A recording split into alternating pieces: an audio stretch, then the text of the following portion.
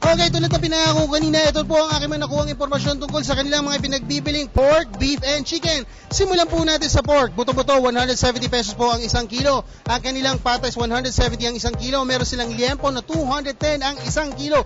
Meron din silang pork chop na 190 pesos po ang isang kilo. Meron silang giniling na pork, syempre 190 ang isang kilo. Maskara para po doon sa makapagpanggap. Okay po, 170 pesos po ang isang kilo. Meron din silang kasim na 190 pesos po ang isang kilo. Siyempre, ang lomo, napakalambot po niyan, 210 ang isang kilo. Meron din sila sitong petso. Ang petso po nila is 190 ang isang kilo. Meron din silang spare ribs na 170 pesos po ang isang kilo at ang pige na 190 ang isang kilo. Bago po tayo pumunta sa beef, gusto po muna pasalamatan ang hari ng palengke dito po sa Trabaho Market, si Mang Arman, ang OIC po nila rito. Salamat po sa pag-accommodate sa amin. Simulan po naman natin dito sa presyo ng beef. Ang beef po nila, ang sirloin, 330 pesos po ang isang kilo. Ang top round, 330 ang isang kilo. Meron silang kimchi na 320. Okay, brisket naman po. Ang brisket is 320 pesos po ang isang kilo.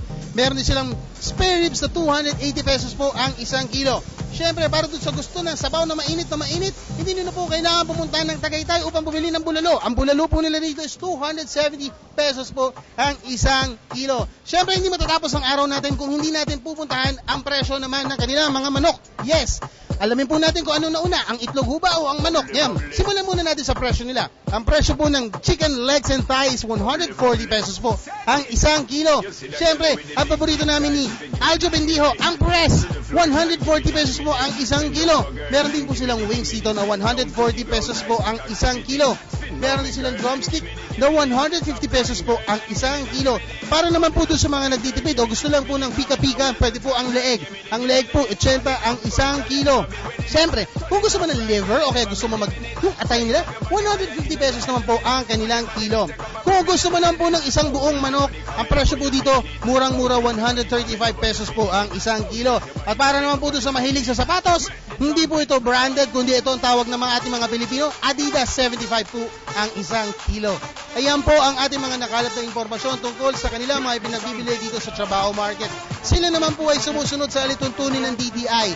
Hindi po sila mataas ang presyo, hindi po mababa, tamang-tama lang po. Wala po ditong pasaway, lahat po sila ay sumusunod.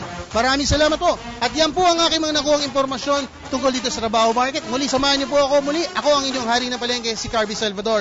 Good morning, Pilipinas! Hi! Ako si Ria Fernandez. Mag-subscribe na sa PTV YouTube channel. I-click lang ang subscribe button.